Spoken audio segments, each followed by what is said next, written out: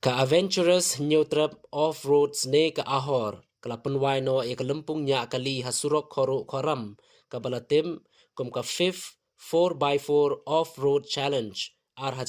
pholai ka badai kelempung balai shimbenta dekin riu phongut kinong nya kali kenthe bat shinrang na keleng ki jela ka than shate la mi ngi bat ru na ka jela katei kelempung la penwai no haka arpuwai tarik urisau do additional deputy commissioner ke Ribhoi district uba MP Tongper haka balai sakilang daga jingdon lang uba William Hack kum sembut kwangsan rengkat kinong kitkam ka ahor bakentum yu president uba Damian Umdor vice president uba Ferdinand Kharkamni bat kiwe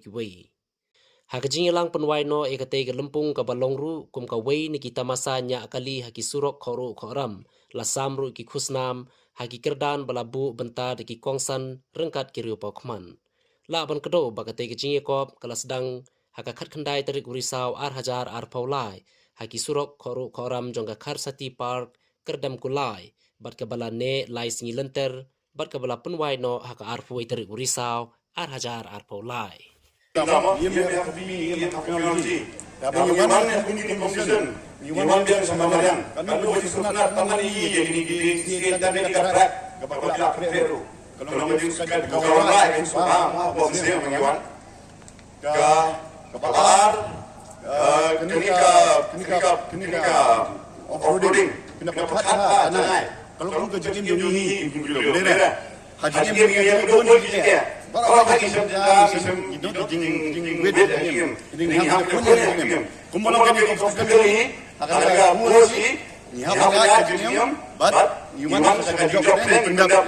kini awal kalau kini kata bahasa keliru kepala pedih